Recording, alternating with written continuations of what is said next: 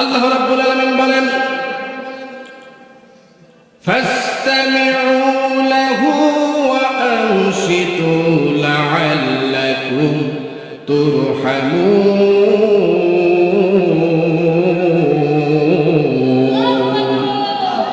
আল্লাহ রাব্বুল আলামিন বলেন গোলাম, আমার পক্ষ থেকে রহমত পাওয়ার জন্য তোমাকে দুইটা শর্ত পালন করতে হবে। এক নাম্বার শর্ত হলো যেইখানে কোরআনুল কারীমের যেইখানে আলোচনা করা হবে, আমার রাসূলের জীবনী থেকে কথা বলা হবে, ও আমার বান্দারা, ও আমার গোলামেরা, খবরদার সেই কোরআনুল কারীমের আলোচনা তোমরা সবাই মনোযোগ সহকারে শ্রবণ করবে। এক নাম্বার। কয় নাম্বার? এক নাম্বার। তাহলে কোরআনুল কারীমের আলোচনা শুনতে হবে কি? মনোযোগ সহকারে। কি সহকারে? মনোযোগ সহকারে। দ্বিতীয় নাম্বার কারণ হলো নড়াচড়া না করে ভদ্রতার সহিত যদি আমি আল্লাহ রাব্বুল আলামিনের কথা যদি শুনতে পারো, তাহলে আমি আল্লাহ রাব্বুল আলামিন ওই কোরআন শোনা বান্দা বান্দির উপরে আমি আল্লাহ রাব্বুল আলামিন অলস্রধারে আমি রহমত বর্ষণ করি। জোরে বলেন না সুবহানাল্লাহ। তাহলে রহমত পাওয়া যায় কার পক্ষ থেকে? কার পক্ষ থেকে? আল্লাহর পক্ষ থেকে। আমরা সবাই আল্লাহর পক্ষ থেকে রহমত পেতে চাই কি চাই না? সবাই পেতে চাই কি চাই না?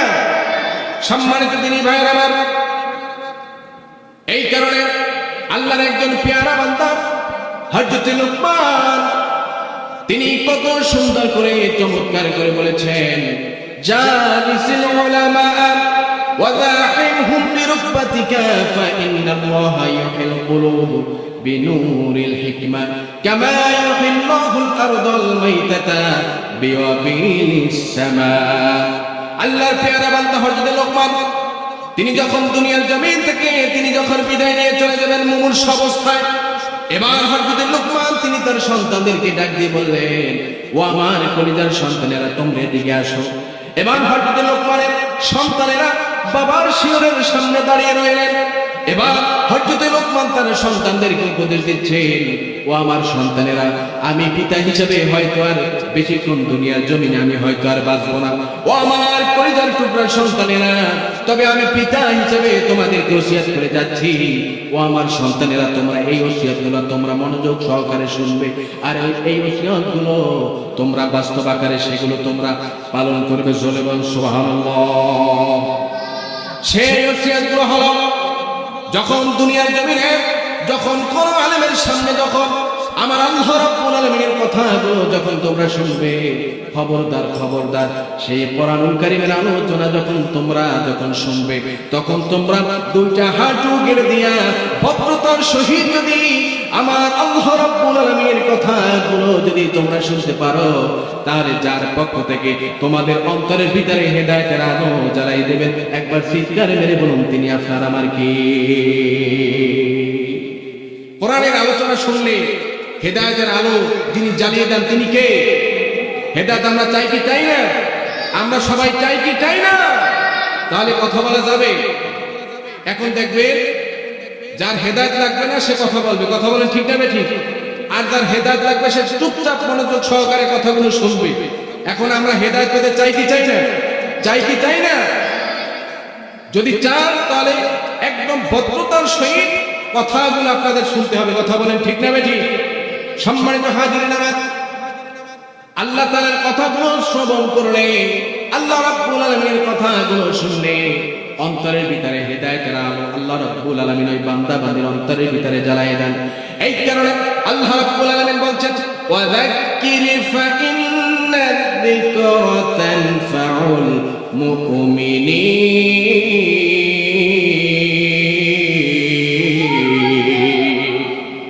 আল্লাহ রাব্বুল আলামিন বলেন, হাবিব আমার, যেহেতু কোরআনুল কারীমের আলোচনা শুনলে ওই বান্দা বান্দির অন্তরের ভিতরে হেদায়েতের আলো আল্লাহ রাব্বুল আলামিন জ্বালাই দেয়, এই কারণে আমি আপনাকে নির্দেশ করছি, ওয়াযাক্কির বিল কোরআন, আপনি কোরআনের দাওয়াত দেন, আপনি কোরআনের ওয়াজ করেন। সুবহানাল্লাহ বলেন সবাই।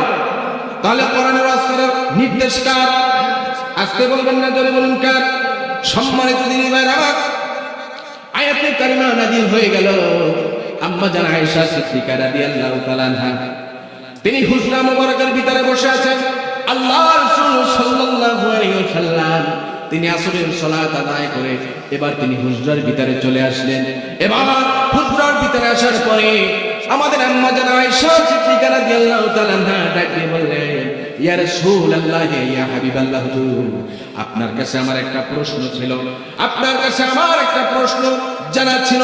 ইয়া রাসূলুল্লাহ, ইয়া হাবিবাল্লাহ, সেই প্রশ্নটা হলো আল্লাহ রাব্বুল আলামিন কোন সময় তার বান্দা বান্দির গুনাহগুলো আল্লাহ রাব্বুল আলামিন বেশি বেশি পরিমাণে মাফ করে দেয়? সম্মানিত দিনী ভাইরা, আল্লাহ রাসূল সাল্লাল্লাহু আলাইহি ওয়াসাল্লাম ডাক দিয়ে বললেন, আয়েশা রে, ও আয়েশা, আল্লাহ রাব্বুল আলামিন তার বান্দা বান্দির গুনাহগুলো আল্লাহ রাব্বুল আলামিন সব সময় maaf করতে থাকেন, ক্ষমা করতে থাকেন। সুবহানাল্লাহ কোন সবাই? ও আয়েশা, তবে দুইটা জায়গায় আল্লাহ রাব্বুল আলামিন তার বান্দা বান্দির জীবনের গুনাহগুলো maaf করে দেয়। কয় জায়গায়? আস্তে বলবেন না জোরে বলুন, কয় জায়গায়? আস্তে বলবেন না জোরে বলুন, কয় জায়গায়? সম্মানিত দিনী ভাইরা, একান্ত আপন করে রাখ। এবার আম্মা জান আয়েশা সিদ্দিকা রাদিয়াল্লাহু তাআলা ডাক দিয়ে বললেন, ও আল্লাহর পয়গম্বর, সেই দুইটা জায়গা কোন কোন জায়গা? এবার আল্লাহ রাসূল ডাক দিয়ে বললেন, ও আমার আয়েশা, এক নাম্বার যেই জায়গা আল্লাহ রাব্বুল আলামিন তার বান্দা বান্দির গুনাহগুলো বেশি বেশি পরিমাণে maaf করে দেয়, সেই জায়গাটা হলো আল্লাহ রাব্বুল আলামিন কোন বান্দা বান্দি আল্লাহর কুদরতি কদমে যখন সিজদায় অবনত হয়ে যায়। আল্লাহু আকবার কোন সবাই? আর একটু জোরে বলুন আল্লাহু আকবার। আল্লাহ রাব্বুল আলামিন বান্দা বান্দি আল্লাহর কুদরতি কদমে সিজদায় অবনত হয়ে যায় যখন, আল্লাহ রাব্বুল আলামিন তখন ওই বান্দা বান্দির গুনাহগুলো maaf করে দেয়। জোরে বলুন সুবহানাল্লাহ। আর দ্বিতীয় নাম্বার জায়গা হলো আপন ঘুমকে হারাম মনে করে আল্লাহর কোরআনুল কারীমের আলোচনা শুনবে যারা, আল্লাহ রাব্বুল আলামিন ওই সকল বান্দা বান্দির জীবনের গুনাহগুলো বেশি বেশি পরিমাণে maaf করে দেন। সুবহানাল্লাহ বলেন। সুতরাং আমাদের জীবনে গুনাহ আছে না নাই? আছে না নাই? যত গুনাহ করি মাওলা গোপনে, সকল গুনাহ maaf করে দাও নিজ গুণে।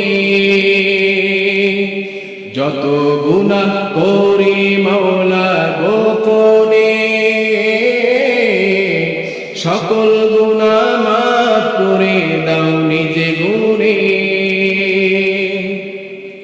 তুমি যদি দাও তারিয়ে যাব কার কাছে, তুমি দয়া ছাড়া আমার আর কি কেহ আছে।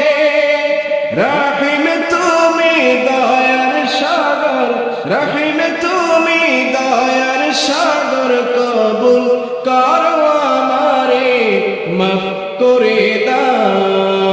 সবাই আমার সাথে বলে, মাফ করে দাও মাওলা তোমার রহমান নাম নিয়ে। মাফ করে দাও মাওলা তোমার রহমান নাম নিয়ে। মাফ করে দাও মাওলা তোমার রহমান